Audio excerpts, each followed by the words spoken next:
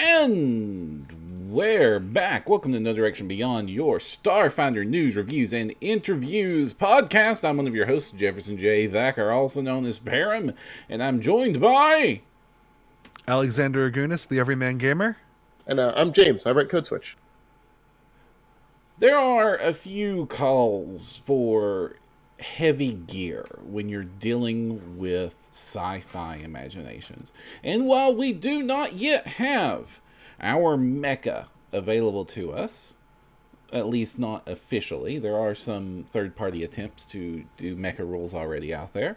One thing we do have is our powered armor glory. We can relive our inner Space Marines, should we need to. But is it worth it? And how do you use powered armor? And why on earth is the Duracell Bunny the official mascot of all power armor companies?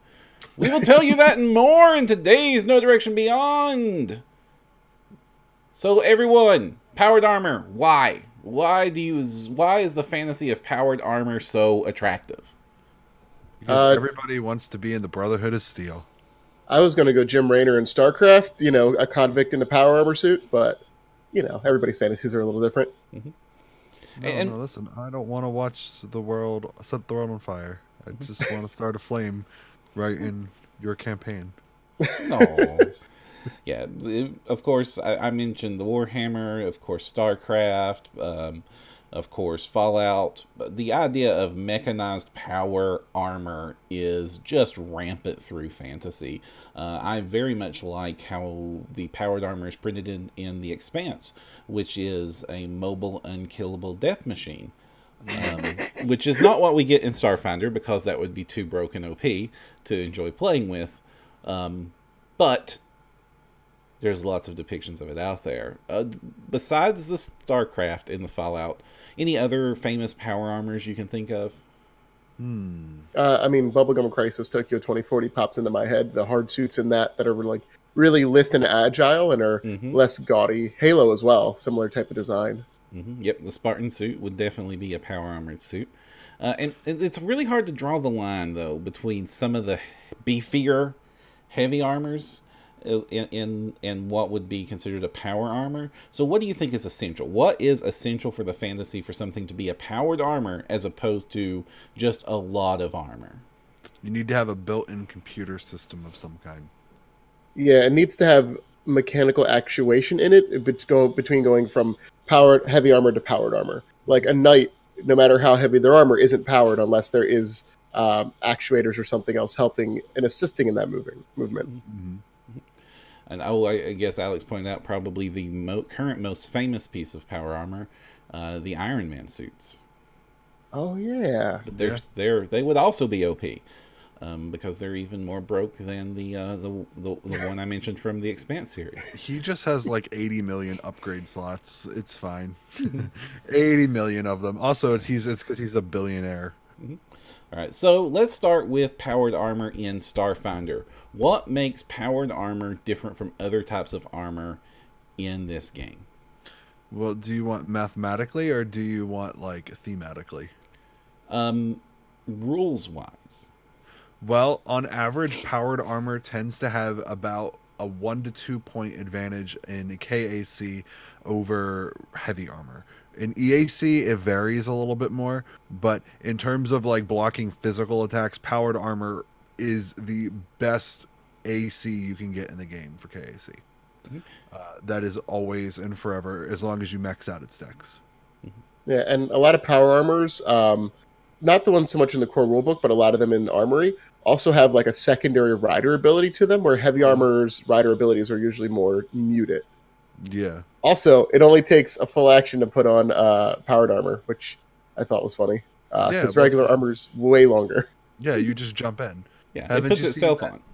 Haven't you seen that? Haven't you seen Diva dive into her mech and she's like, "Aha, suiting up," and I'm done. Yeah, I just, you know, I thought that process would take more than 6 seconds. You know, don't want to get your 6 seconds. If I have to take time when I'm zipping myself up, I would like my robot to do the same. Nope, it zips you in automatically. it pulls you in like on a conveyor belt, and if your pudge gets in the way, your pudge is just getting Squeeze. I think I care more about my punch than you do. Sorry. Actually, I really like the visual that the Fallout 4 and the Fallout 76 give, where you like the whole back carapace just opens up and you step in it and just swallows all around you. It's probably the more efficient way, or the Iron Man thing, where it just builds itself up from the bottom. Dude, the Iron Man one is great, especially in like Infinity War, where it's made out of nanites, and so it's just like all around you. Wait, was that the Transformer sound effect? Yeah, it was. It's basically Transformers. It's like here's a watch. Now it's armor. I mean, a watch is armor. It's just wrist armor and crappy. It's singular wrist armor, not even both. That's not even gonna give you a +1 bonus for being a set of braces of armor. I was going to object and say that a watch is more jewelry than armor, but so would most Elmore fantasy art. Oh Yeah. yeah, Yeah. No. Yeah. anything Ooh. mithril too. The shade Param throws. All right. Also, powered armor has upgrade slots like other armors, but some of them also have weapon slots, so you can just put your gun right in your suit, so you don't have to worry about losing it or dropping it. Just be like War Machine. Depending on what you prioritize, you might be putting your suit right into your gun. You've confused me. Explain what? How do I put my suit in my gun? Well, there's like a port, right? It's the armor slot. So it's just if you prioritize your weapon more, if that's the more important part to you, you're putting your suit into your gun. But if being alive is more important to you, you're putting your gun into your suit. Okay, that makes sense. Now, I mean, the other part about the power armor that rules-wise that separates it from normal armor is that it has a strength score, a static strength score. Yeah, It that is makes me usually sad, a fairly but I understand high it. strength score, especially with the higher level powered armors. It's usually about where a character maxing the stat could get at that level. Because the first ones at level 5 have 20 strength, and that's... Like, can you get 20 strength, 22 strength faster than that? At level 5? Yeah. yeah. Yeah, if you take an 18 in your strength at level 1 and put a boost in. Oh no, you would just have to buy 19. there'll be a 19, then you'd have to buy the personal upgrade for 21. See. Yeah, you're like just behind. But if you're somebody that wasn't prioritizing strength, it's a good way to be able to actually punch something when something gets up in your face. Mm-hmm. Which, oddly, these big, strong suits of armor, because they compensate for your strength score, kind of favor ranged builds. Yeah, or at the very least, they favor not putting all of your points into strength. So it's kind of a weird thing. I know for me, I'm playing a soldier in Dead Sons, and my character is based on Mikazuki from Iron Blooded Orphans. So like, I wanted to do power armor because it's like, kind of the closest thing you can get to a mecha in Starfinder. And I was like, I can't max out my strength and make this work. Like, sorry, I'm just not doing this.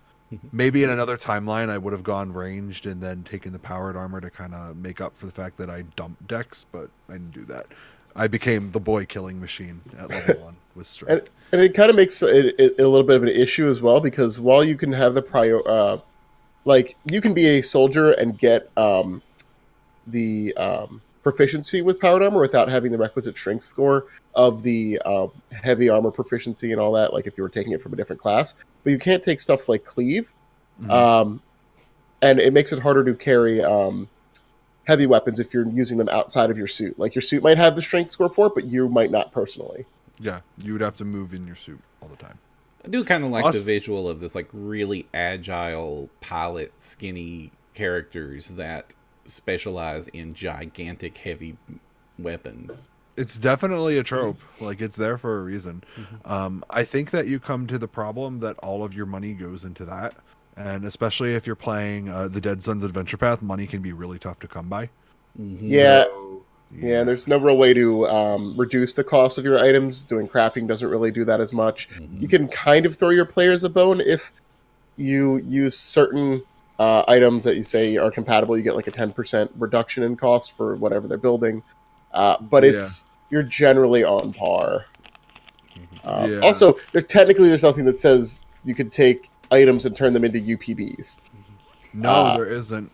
It would be great if you could. It would be. Trust me, we're in a point in Dead Suns right now where it would be great if we could do that. Yeah, because your max time of crafting is like 4 hours. Yeah, and where we're at in the story, it makes it feel like we're probably not gonna visit a shop anytime soon. I mean, you can, but you're kind of against the clock. I mean, end of the galaxy. Hey, you just said against the clock. That does it. But regardless, that does make powered armor a bit of a challenge because it is so expensive. It means you are probably going to lag significantly behind on your weaponry.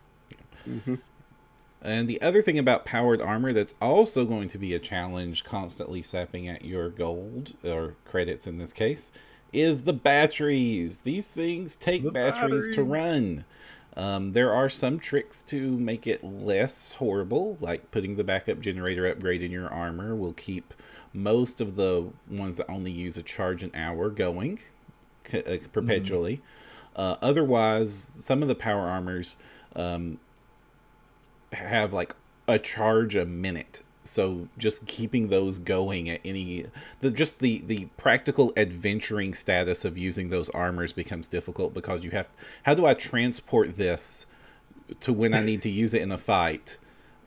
Is it would just have like this constant dolly that you're just pushing this thing, because these things, they list them, they're heavy, they're huge, like 22 bulk for some of these things at the lower level, and it's like, good lord, you gotta just, it's a lot. Yeah, just get a hover tram and just pull it on a rope behind you the whole time, and when the fight starts, says, wait a minute. Well,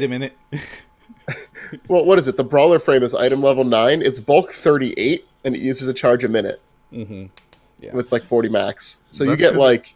That's because it's only designed to be used in punch-out tournaments. It's not for practical adventuring.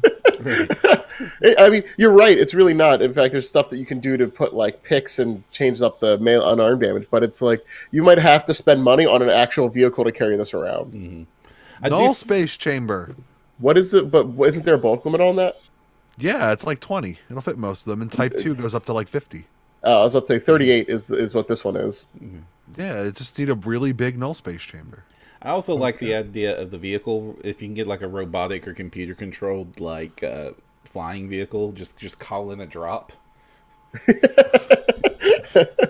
Well, at that point, one has to wonder: is it more effective to drop the armor nearby so you can put it on, or just to drop it on the enemies? That's 20 bulk right there. That's 200 pounds. In Pathfinder, that's like what, 20 d6? I don't know how it actually is. I have to choose. I don't know if you have to. If you drop your armor on an enemy hostile, that it's going to be much harder to put that on if said hostile survives. I mean, he's got a point there. I have a point many times, actually. They don't always make sense. Let me see. So a null space chamber Mark II, which can accommodate the bulk of that armor, is 12,200. Oh, ouch. No, it's fine. The armor itself is worth 14,500. No, it's fine. You'll be good. So 90% of the cost of the armor is put in just carrying it around. Yep. That's good. Yep. You got it. That's how you handle power armor. The Mitsuko Hane van is cheaper than that null space chamber and could carry it. Yeah, but then I'd have to drive a van. I don't have a Mitsuko Hane to go with the Mitsuko Hane van all the time. You think he's going to let you drive the van? Usually, no. She has to be unconscious, and then there's like a large agreement that must be signed regarding what I'm allowed and not allowed to do with said van. It's at least 47 pages because a lot of dumb stuff happens in our local Starfinder Society. Oh god, they're so stupid. Sorry, none of them use power armor either, which is a dang shame. No, not even Chaplin? Chaplin doesn't have the money for it. He bought a cool sword. That's Shoku's problem. I don't have the money for one of those Sonic Punch gloves because I bought a cool sword. Cool swords. I mean, you know. I guess I stole mine off of the corpse of my enemy, but same thing. There is a few problems that the cool swords can't solve, though. Yeah, in fact, they're a direct solution to power armor usually. Sure.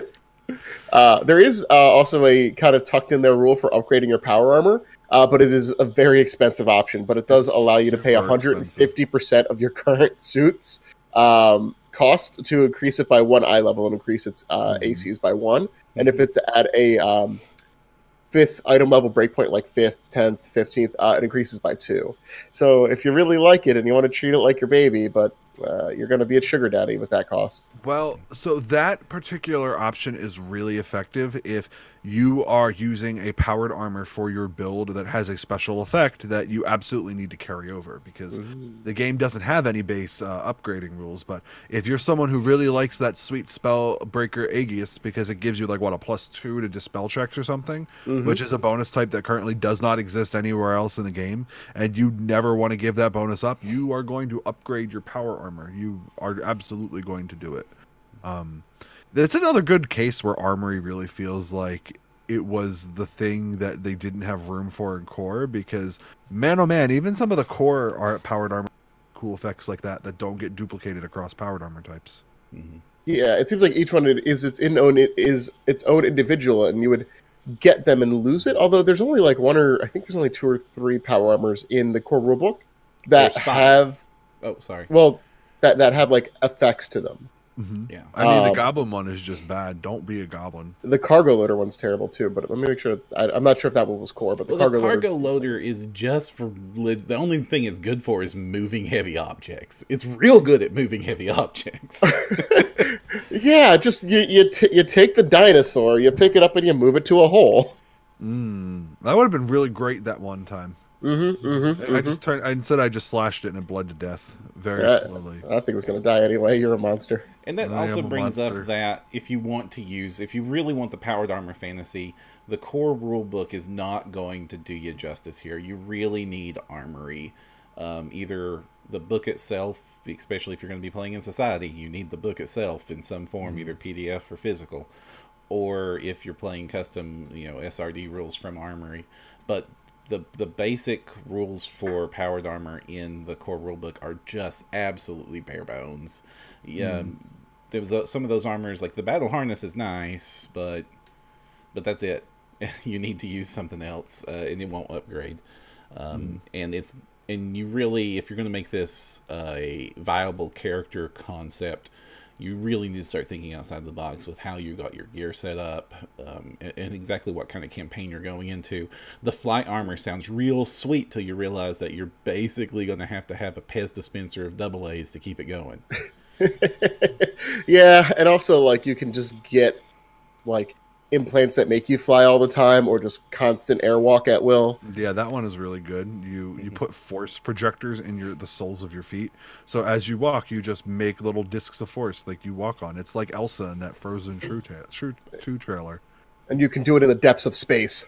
Yeah, which is much better than Elsa's power. Elsa can't walk through the depths of space. You've never seen her try. She doesn't have proficiency in power armor. Yeah, we need to let this joke go. Elsa's garbage. F tier. Speaking of, how do you get proficiency in power armor? It's not easy. No, it's actually easy if you're a soldier, though. How is it easy if you're a soldier, Alex? Well, because the powered armor feat needs heavy armor proficiency as a prerequisite, and I'm pretty sure it needs a strength score of like 13, or is it 15? I know heavy armor is 13. Okay, powered armor might be 15. I'm leaning towards 13 still. And basically, you just take that feat. That's all you really got to do. If you're a soldier, you're more likely to have a decent strength because it could be a key ability score for you. And the soldier is the only class in the game that gets heavy armor proficiency as a feat at first level. Like, they're the only ones. Everybody else is going to have to take heavy armor proficiency and powered armor proficiency, which means you're investing at least 2 feats, which means I think the earliest you can get it is 5th level because of the prerequisite. So, like, 2 of your 3 feats is going to it. Enjoy.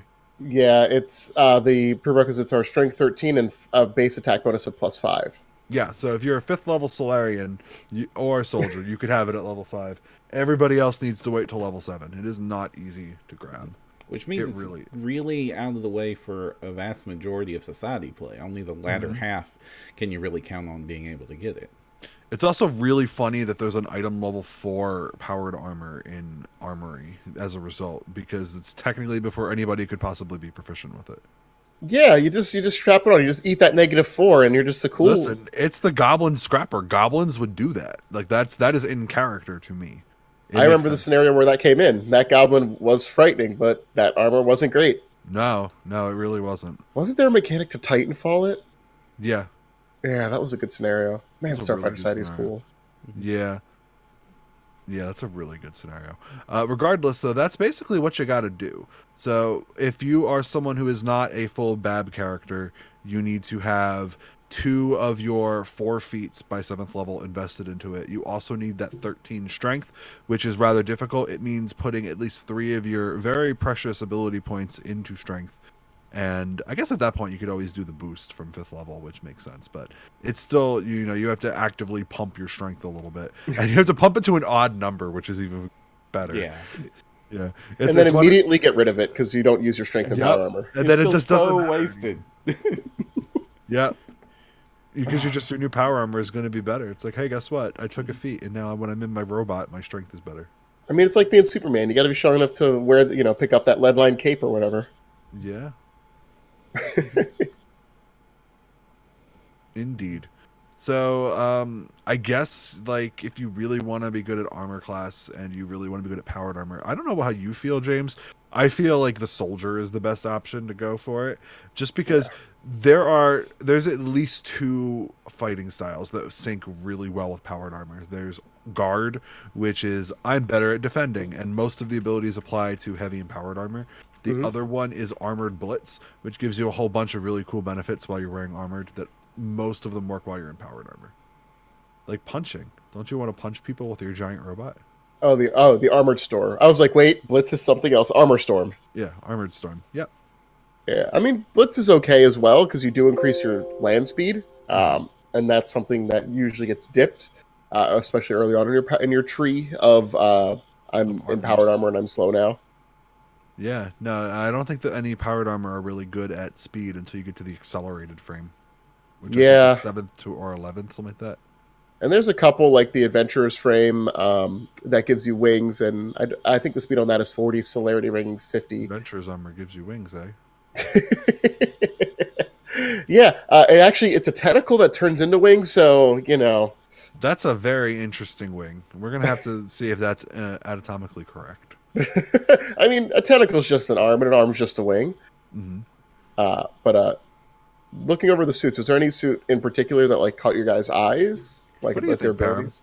Well, I really like this. You mentioned the Spellcaster's Aegis already, but I really like the Stag Step suit because it's kind of showing this the magic fantasy mixed in. This is basically, if I was a elf lord, what sort of power armor would I wear in the future?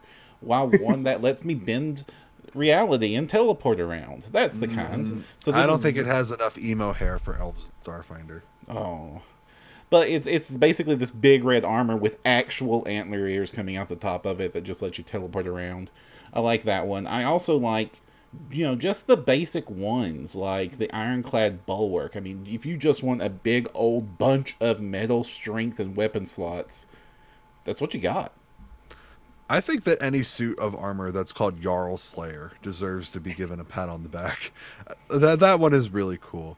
I'm also a big fan. I don't remember the effect being all that amazing, but the art for the chitin one, where like you're basically wrapped in shadow chains and the armor is made to look like you're suffering in pain, is really cool. I like to imagine that on the inside it's like an Iron Maiden. There are little prickly things for you because Zon-Kuthon would want you to. Oh, it totally does have little prickly things inside because it does a D4 damage to you every minute you operate the armor. Excellent. And great job. Prickly things for Zon-Kuthon. Gross. What do you think? What was your favorite one then? No, I'm not over that yet. You're gonna sweat in that armor, and then you're just gonna bleed in that. Oh god, the smells that's It's terrible. gonna drink it. It's gonna drink the blood. What? Oh god. Is it like a filtration system? Why? Oh jeez. No, it's kind of. I guess it's kind of like Senketsu drinking Ryuka's blood and Kill la Kill. Never mind. Yeah. God, that schoolgirl outfit has to stink too. God, people are gross. There's I think 2 suits that have cool abilities and one that's just kind of cool and really different than the others. The one I mentioned a little bit was Celerity Rigging, which gives you a 50-foot movement speed. It also allows your KAC to act as your EAC against touch attacks. Mm-hmm. Crazy. Incorporeal touch attacks, mind you. It's just crazy. Yeah, because man, they The adjustment to incorporeal creatures' attack bonus is not adequate. No, by not adequate, you mean non-existent. There's a difference between those two words.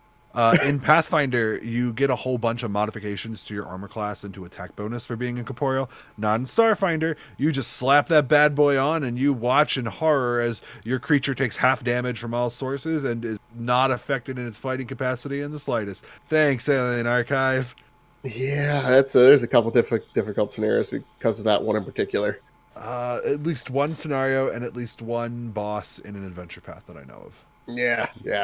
The other one is the Explorer's Cradle that I mentioned. I did misspeak. It is only a 20-foot fly speed, and it's clumsy, so you're like a big armored bumblebee. But as a standard action, you can extend and reshape the tentacles on it into a variety of limbs, wings, arms, etc. Also, it acts as kind of like a ring of sustenance in that you don't need to eat or drink while inside of it. It gives you a nutritious paste delivered intravenously. I know the real reason why you like that. Because you want to shape all of the tentacles into a giant middle finger to all the people you don't like. What's that in the distance? Are you being rude? And the last one that I think is notable, even though nobody's like ever going to see it because it's item level 19, there is a War Master's harness. It actually has a gargantuan size. Yes, it is the real mecha among mechas. So I did just like a quick conversion. It is the same height as the RX-00 Gundam Unicorn. Oh, really? Yeah. The RX Unicorn in Unicorn mode is 19.7 meters, which is 62 feet. And Unicorn is taller than RX-78, so most Gundams can be handled then. Well, I told you, powered armor is really big.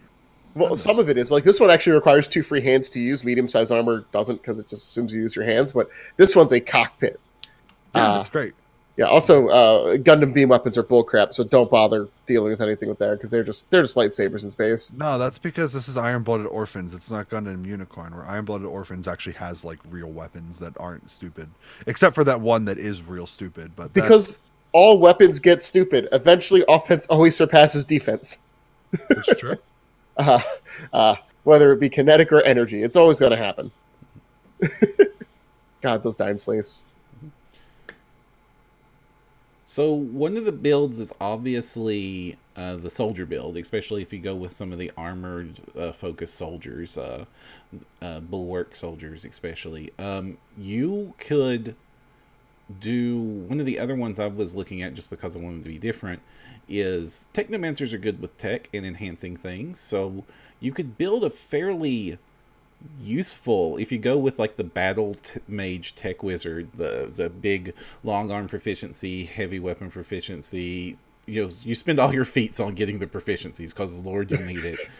And then you can basically infinite batteries. You can charge up those weapons to be even higher. You can just wade in with haste in the middle of a fight. It makes a good switch hitter, and that's the sort of build when you're trying to make a battle mage, you're wanting to be a switch hitter anyway.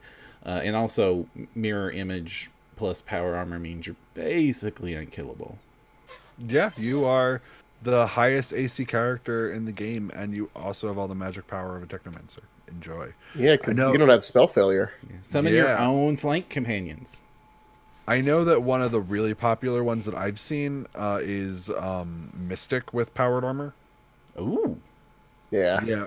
We have one player doing that in Dead Sons, and we have another doing at our local Starfinder Society. No, we already said Chaplain isn't in powered armor. My bad. He has the proficiency. He just doesn't have money. He's poor. Got it.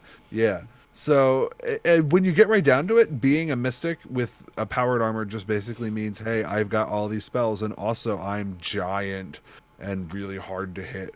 And it's really great to have great healing and also be difficult to harm yourself. Mm-hmm. And I think so. And I imagine that the Vanguard is going to make very good use of powered armor in its future.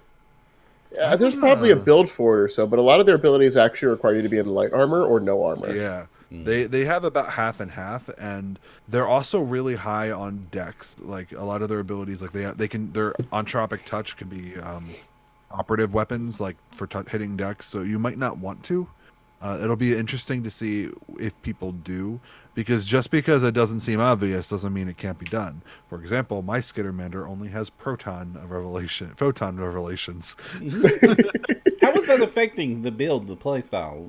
Go ahead and doesn't- taking that penalty. It will not affect me at all till 9th level because I don't have anything that triggers only when I'm fully attuned. And I didn't take any abilities that have saving throw DCs, so my level dip in soldier to have strength as my key attribute doesn't affect me either. Wow. I am an averagely charismatic Skittermander with a 12 charisma. Wow. Yeah, it's weird. It's fun. I mean, Starfighter's one of the games where the math is so relatively tight, you really have to work to mess up a character. Yeah, I mean you can. Don't if you ignore the key ability scores, you will. But as long as you follow them and put at least a 16, you're probably okay. Do you prefer to do 16s or 18s on your builds? 16s. Most of my characters have 18s right now. I haven't done 16s. I did 16 on my Envoy because they have the charisma penalty anyway. It wasn't worth fighting it. Yeah, his And- Envoy is an android. And once you get to 5th level, you only get a +1 bonus if you're already at that high tier anyway. Mhm. So it all evens out by mid-game. It depends on where you want to suffer. If you're okay with suffering at 1st level, then don't put the penalty in. You'll be behind mathematically and you'll catch up. If you want to suffer at 5th level, when you put your bonus in and don't get a bonus and go, drat, I feel so sad, then put that 18 in. And when you put your 18 and your key ability score at low level, it means that you have a bunch of other ability scores that you wish were higher and just aren't because you didn't put the points there. Yeah. Shoku had a 10 con for 5 levels. I don't know if you realized that, James. Oh, I did, because you felt a lot of fortitude saves that I thought you were going to make. Yeah, no, it was great. I had a 10 con on my soldier. I don't know if I would do that again. I honestly might take the 13 instead of the max seat. Yeah, that's... I mean, you put that extra 1 point usually in something that you're going to theoretically lose, like strength damage, con damage, stuff that's really detrimental. But it does Honestly- depend where we go. Honestly, in my opinion, if you're going to have an odd ability score, the best ability score to have odd is strength, because at least that still increases your bulk carrying capacity by 1. That's That's with the 1,000 IQ plays. That's just my opinion. Strength is just the best one to have an odd number. Yeah. Also, most of the feats that require an odd ability score are strength. I think Fast Talker is the other one that does like a 13 bluff, a charisma. There's like a 5th one that's like a 15 dex as well. I think that's Shot on the Yeah. Run. It might be, yeah, could be. There's 1 or 2 feats that require 15 dex, but Yeah. yeah, it's in general you could put power armor on whatever you want. Just expect you to have some limited versatility in the time until you're able to catch up on feats. Yeah. But I mean, Uh, you can't even do it until 7th level for most characters anyway, unless you're a soldier or a Solarian. So you might as well just put a 10. You put your your theme bonus or an extra +1 in strength, and then take your boost at 5th level, and then the next time you get a feat at 7th level, you can take it. Yeah, Because your boost at 5th level would let you take heavy armor proficiency at 5th level because you'd have a 13, and then you could qualify for powered armor at 7. You could do it. I believe in each and every person who listens to our show. Make the powered armor angel battle god of your dream. Right. But I go ahead, Bear. but make sure that if you're playing a Pazzo Adventure Path that you can afford it. Because Yeah. Make sure you. the can Dead afford it. Suns thing is not uncommon. I've played many Pazzo Adventure Paths, but They always undercut you. yeah, you're always behind on treasure. Mm-hmm. And Yeah. it's really rough in Starfinder because anything you find, you sell for 10% of its cost. Yeah. 10%. So because you're selling it for so little, it basically means like your wealth by level is whatever decided to give you, or the writer. And if you want a more diverse palette of armor, then you're kind of out of luck. And I'm sure that someone has come up with a way to design the encounter so that that doesn't happen, but it happened. Sorry, it's gonna happen. Yeah, I mean, for a while you start getting weapons and armor that you're like, oh, I can use this, but after a while the variation in what your builds are going to be are just too great, and you're going to end up too specialized, and the AP can't address that. Nope. It So- happens very quickly. So before we adjourn for the evening, we need to talk about a couple of bit of news. Let's start with the good news. Let's start with the good news and not the We have bad, bad news. news? We got a certain Starfinder miniature Kickstarter news, which we have to talk about that. we have to talk about that. Okay, let's talk about the good thing better then. Okay, so good news right now is that is a new Humble Bundle available for Pathfinder that includes the Starfinder core rulebook at the top tier, which is only $18, which basically gets you over 40 books for Pathfinder, including all the hardbacks that matter. Oh, how are you going to go Ultimate Wilderness like that? Oh, okay. Alternate Wilderness is not included. Sorry. Actually, I really like Alternate Wilderness. Ultimate Wilderness, not alternate. Alternate Wilderness is the city. Has that one been reprinted yet? Because that one will be great when they reprint it. The errata fixed a lot of it, but it is. I actually like that book, except for the Keystone, the shifter stuff. But then, at least if you play with the errata, and also Wilderness Origins, the shifter is playable and maybe not optimal, but fun. Yes. That's besides the point. But this thing includes... I thought you said no bad stuff. We were talking about good things. Yeah, good things is this Humble Bundle is like $18, gets you like 40-some books for Pathfinder, and will get you the Starfinder core rulebook along with that, which is a lot of gaming goodness. It's a great time to do that, to complete any collections. Actually, I'm surprised the price is so low on this, even given the current state of things. Like, Pathfinder 2 is coming out, but still, I would think a lot of people would want to fill out their Pathfinder 1 missing books. So I'm surprised that the price is as low as it is. Still, it's a cool thing. It's only going to be going on for a little while on Humble Bundle. So if that's something that interests you, check that out. Next up, we got to talk about Ninja Division Starfinder Kickstarter. They're behind... to say the least. They have also delivered some models to some people and not all the models to all the people. Some people have not even gotten any models, and some people have gotten some models. Nobody has gotten all the models because not all the models were made.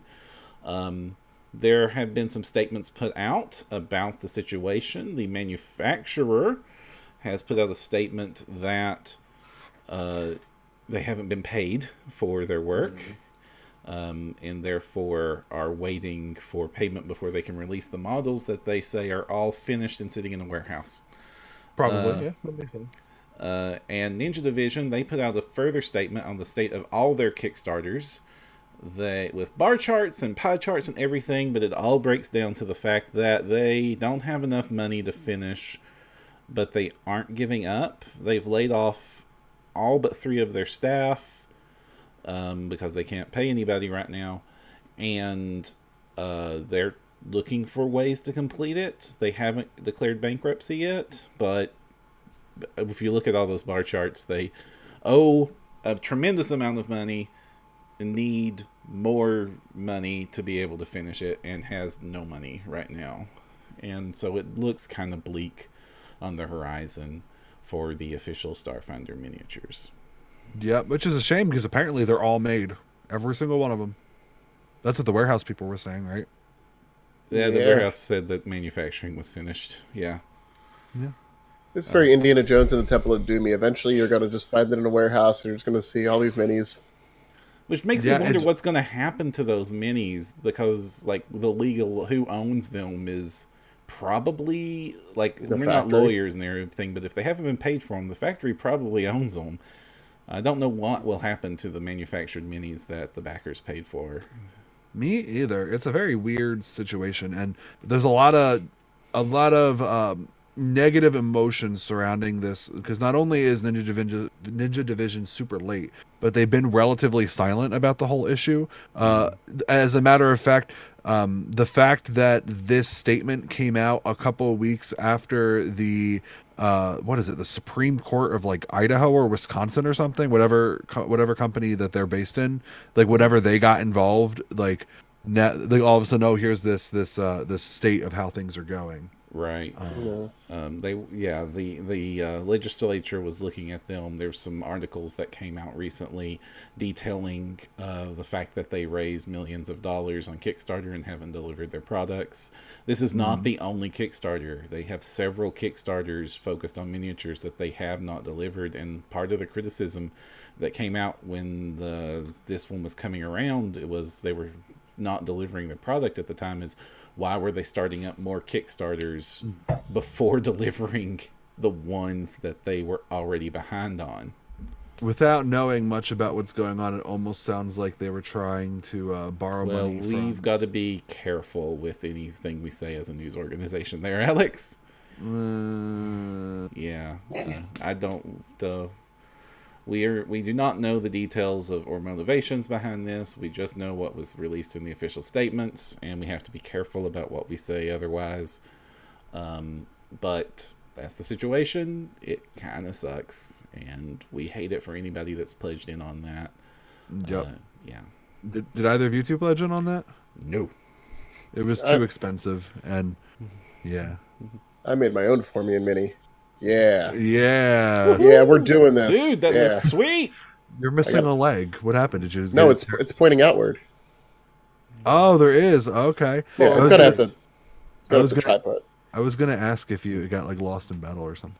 No, I'm gonna have to tripod it. I'm still slowly painting my Skittermander. Look here he is. Look at him. Aw. He's got his giant glowy hammer. It's gonna be great. Kind of looks like Garfield. I mean, it is that shade of red. Yeah, it's very similar. I'm gonna try to make it like bright red and then like pink highlights on it, like the art looks. Okay. My inspiration is Quonks. No, Kaz from Skittershot, the red one. Also, Skittershot looks so good, guys. Let's end on that. Skittershot looks so good. Great. I can't wait. Or not Skittershot. It's Skitter Crash, the new one. But I think the cover art on that one is great. I'm a sucker for good action pieces, and it's not every day that you see a 5-character action piece on a free RPG module. Like, yeah, we get them with the goblins, but like goblins are really, they kind of all look copy pasted. You know what I mean? Yeah. Like they're all very similar in design, and for the Skittermanders, they're all very clearly different. The only time they weren't depicted as being different is the Christmas card, where they're all wearing the same Santa Claus outfit, which you're like, okay, it's Christmas, whatever. But like, they have such distinct designs that I was like, oh my gosh, this is a really impressive piece of art. Good job. I'm assuming Jason Keeley and friends. And with that said, I think it's time to wrap up this episode. If you want to follow more No Direction content and more episodes of No Direction Beyond, you can do so at NoDirectionPodcast.com. And while you're there, you can check out our link to our Discord server, where you will find the most chill and coolest place to talk about Starfinder, Pathfinder, anything Paizo related, and also now including video games and anime as our various geeky influences leak throughout the community. Also, don't forget that if you're super into our last segment, which was Create Demi-Planet, we have a whole channel devoted to Create Demi-Planet on our Kickstarter too, where we talk about stuff that may or may not end up in the setting, because we like a lot of what we read, but we don't want to take everything. Right. So totally. Join us. Yes, join us. That's the best place to talk to us if you want to do suggestions about Create Demi-Planet. Though you could, of course, contact us on our Facebook page at facebook.com/NoDirection or twitter.com/NoDirection. We appreciate that. Also, one of the other things we appreciate, our Patreon backers. You all make this possible. If you wish to support the show, including getting some fun benefits and access to our insider channel, that's the insider level or higher, you can go to our Patreon, which is linked at NoDirectionPodcast.com. Over on the right, click the Patreon link, or just Google search No Direction Patreon. You'll find it, and any contributions there continue to help the show and help us expand and continue our content, including upcoming art for our other podcasts. If you want to know what, say, Glanville looks like, or Lily on Adventurous, and of course art for other upcoming projects, it's going to be fun. Also, microphones and server costs and all the things that make this show possible, and the bank account. Param just showed off his cool little like screen switcher device the other day with where he's got like buttons and you press the button and it like puts like overlays. I don't know how it works. It's magic, okay? You're the technomancer here, That's not the me. tiniest purchase we've made. But it's so cool.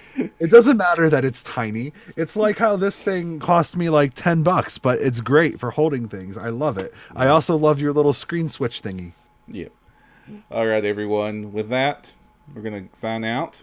Go beyond with no direction.